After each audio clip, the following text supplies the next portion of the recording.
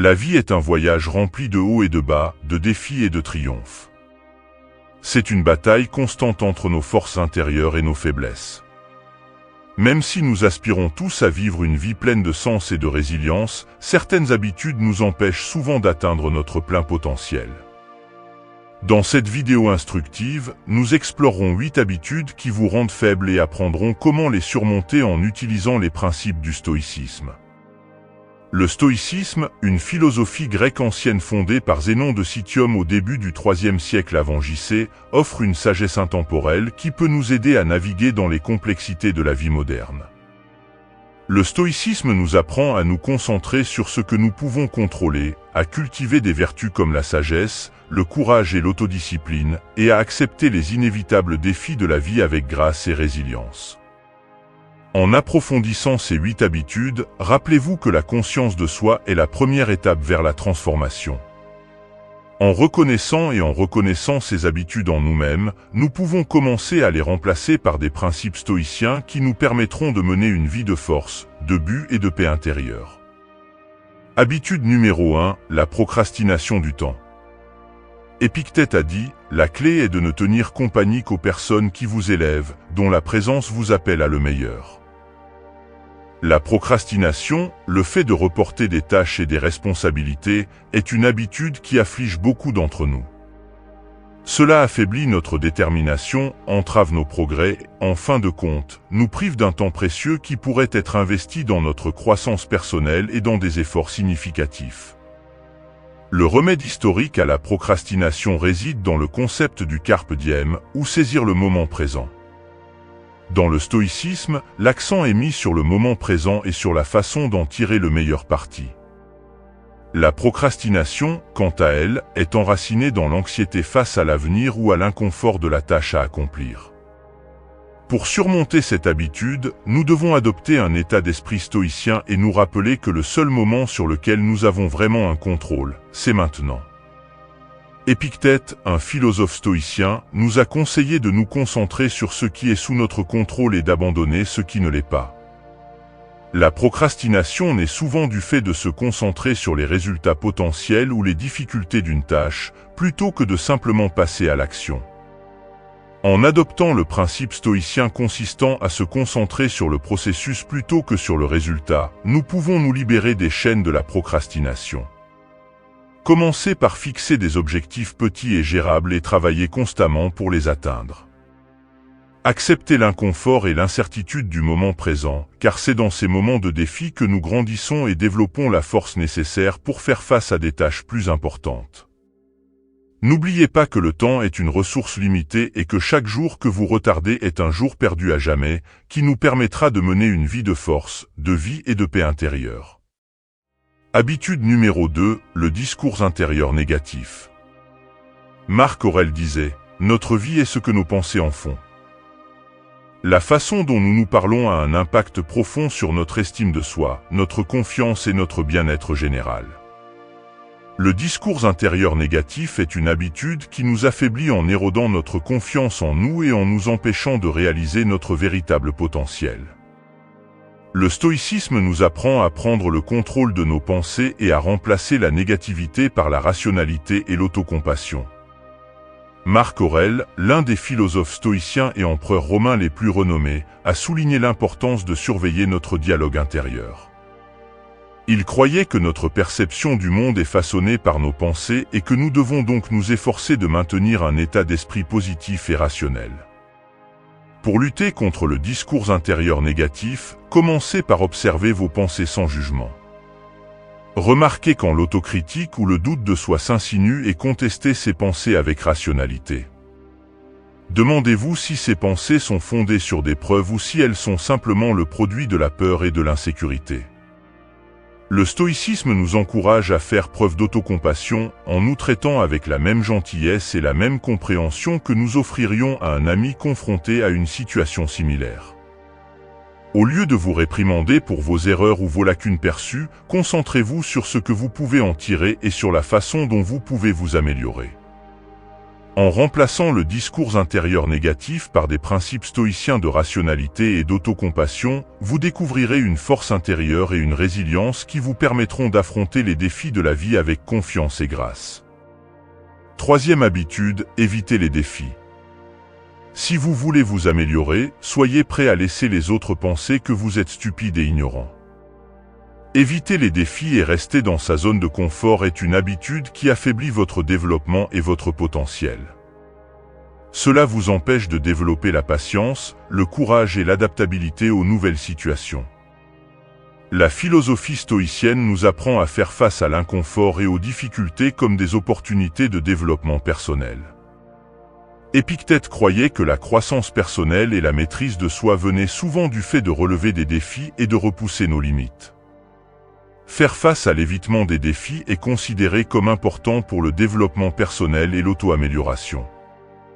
Les stoïciens croient qu'en affrontant volontairement des situations difficiles, nous développons la patience, renforçons notre moralité et acquérons une compréhension plus profonde de nous-mêmes et du monde qui nous entoure.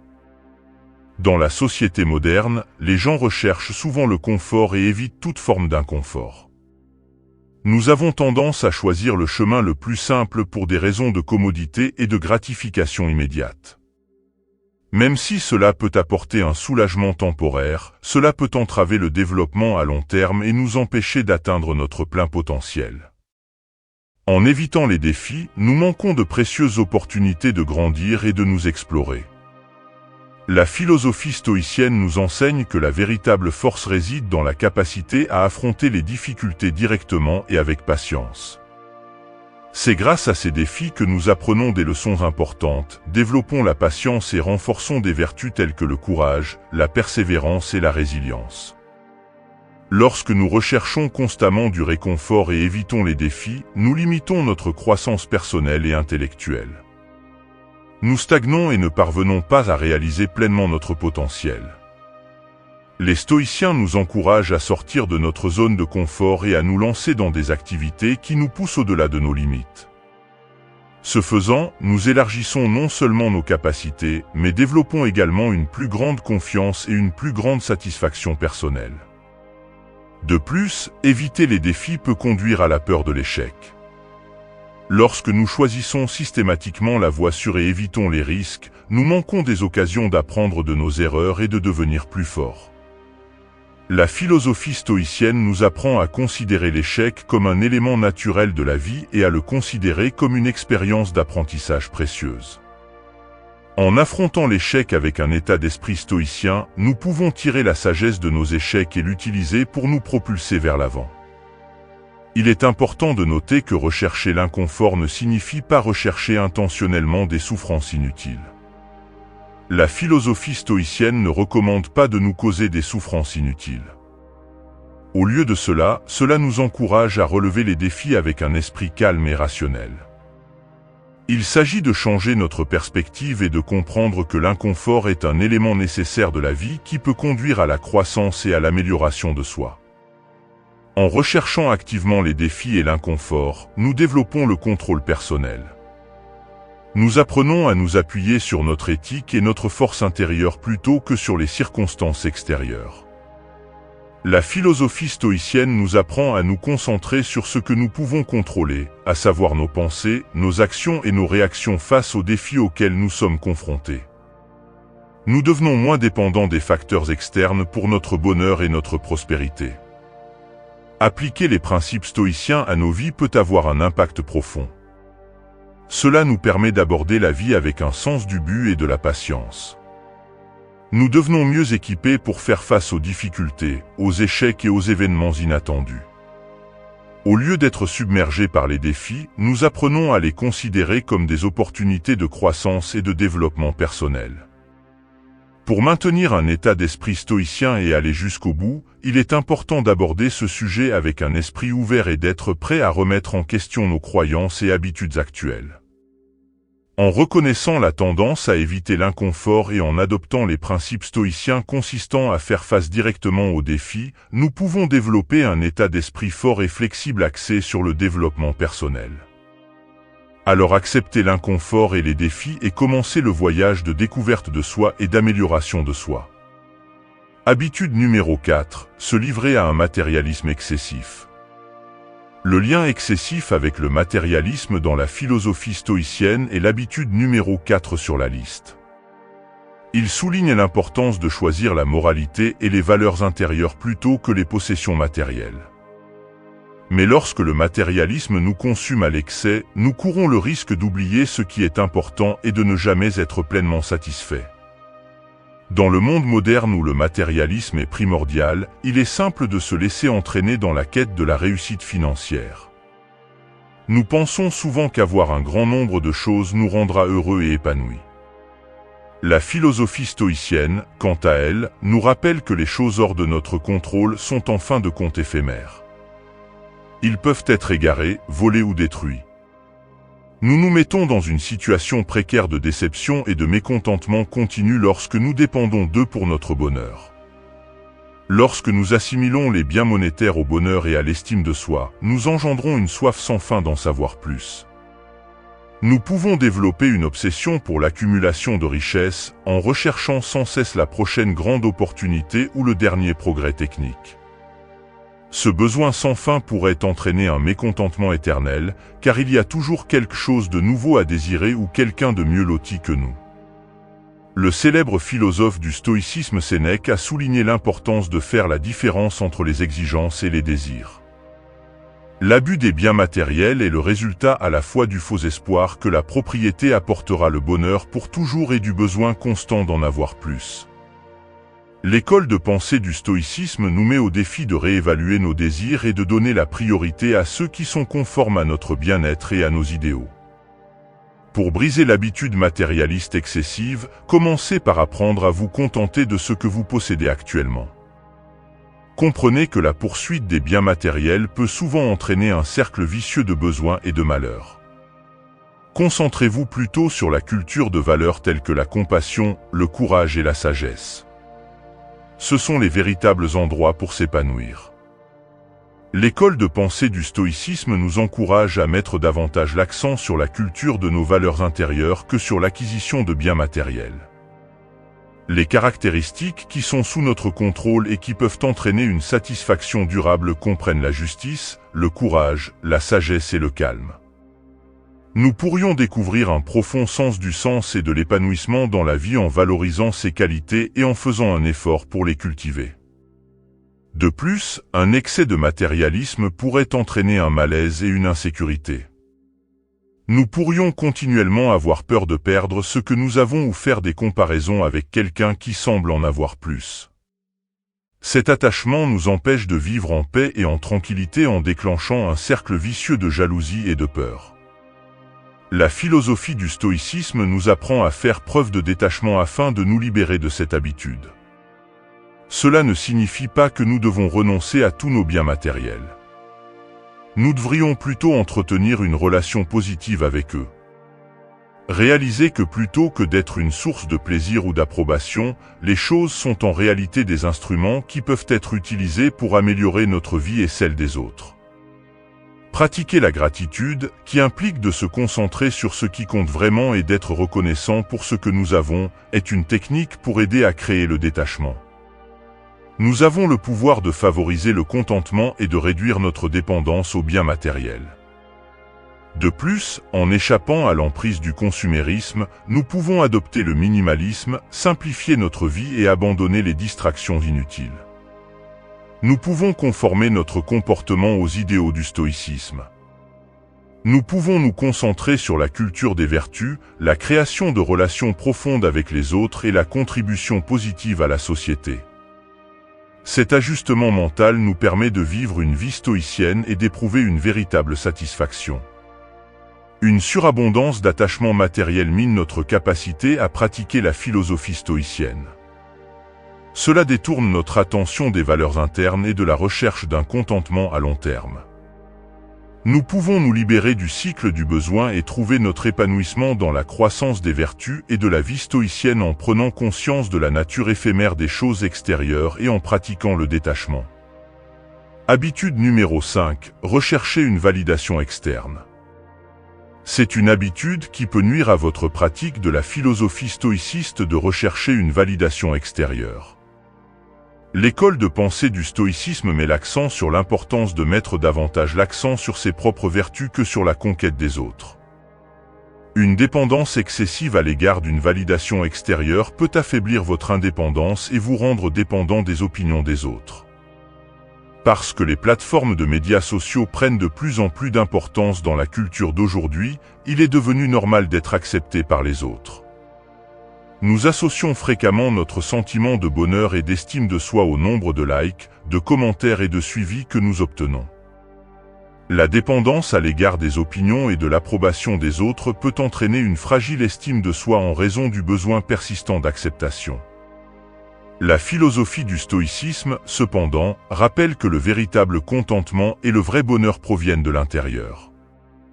Les philosophes du stoïcisme soulignent l'importance de cultiver des caractéristiques telles que la sagesse, le courage, la justice et la maîtrise de soi.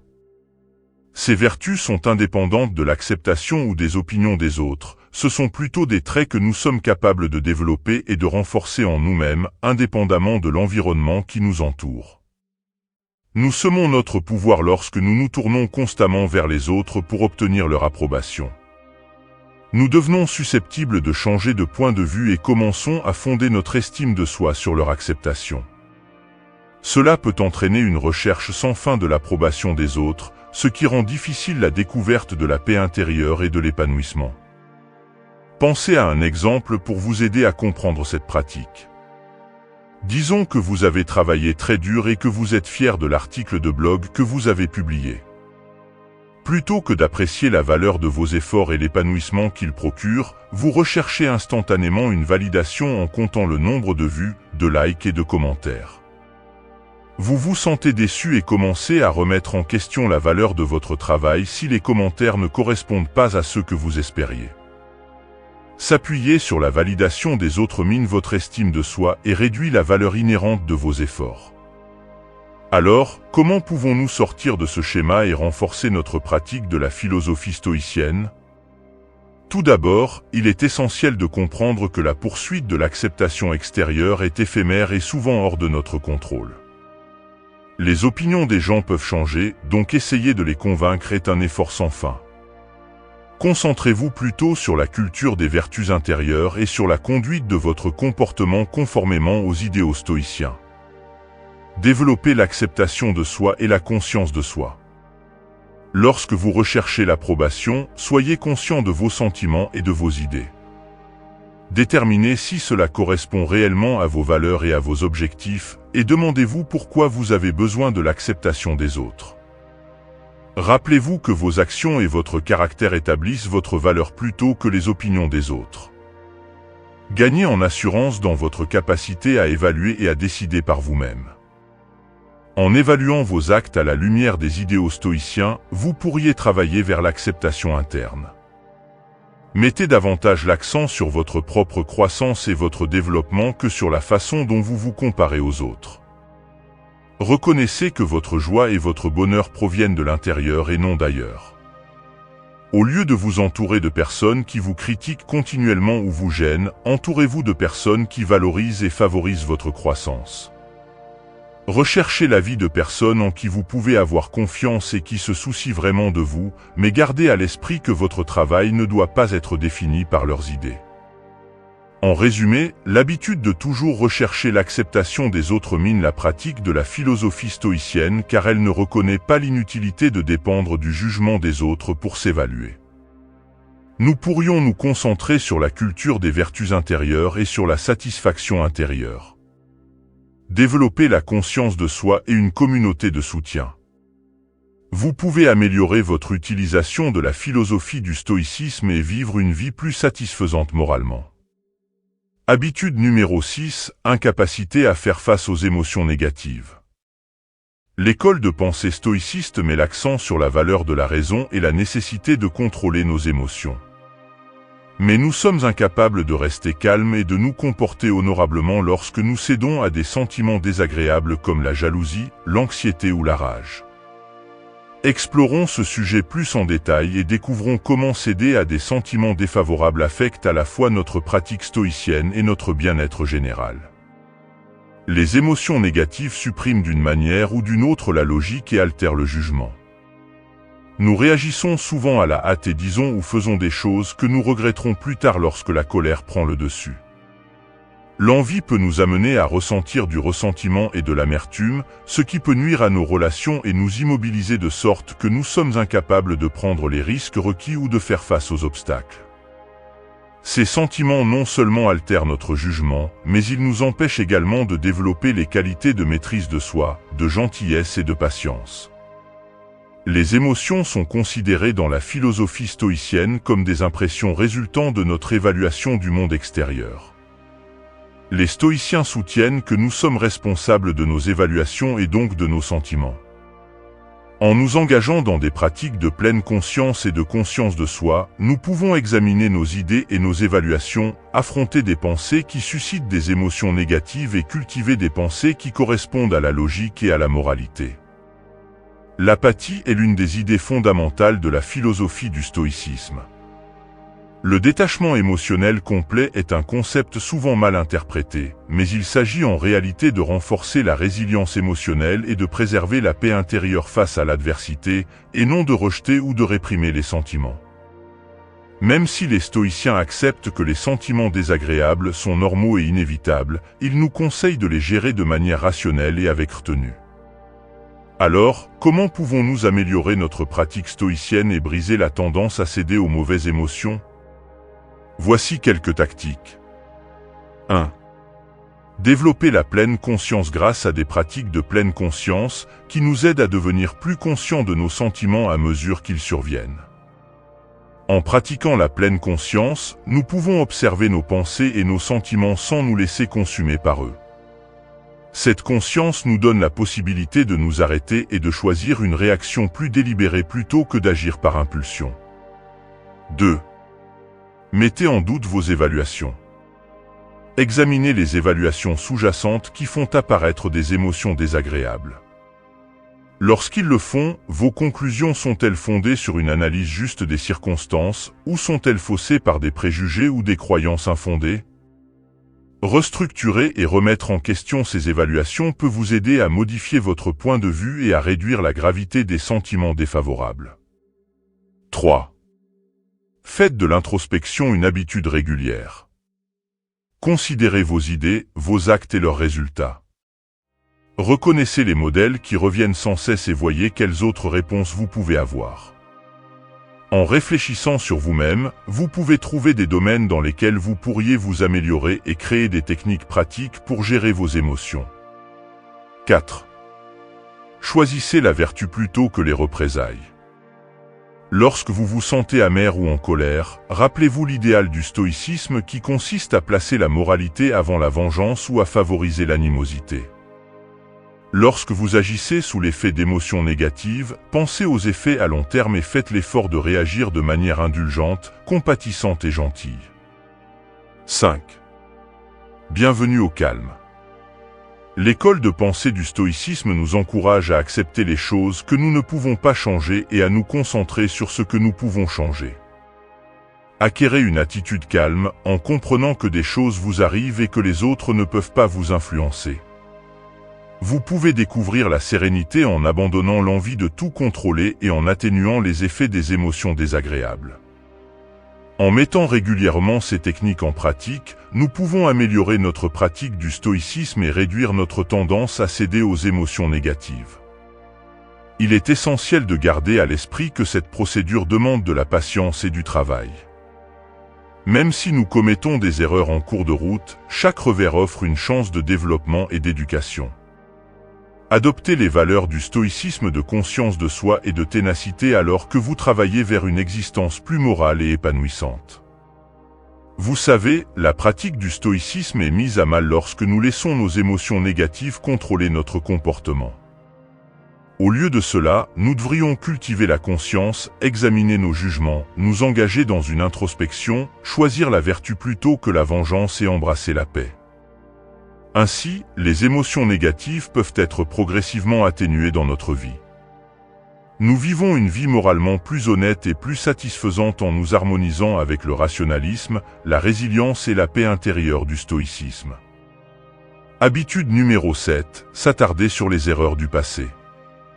Votre capacité à pratiquer la philosophie du stoïcisme peut être compromise par votre tendance à vous attarder sur vos transgressions antérieures.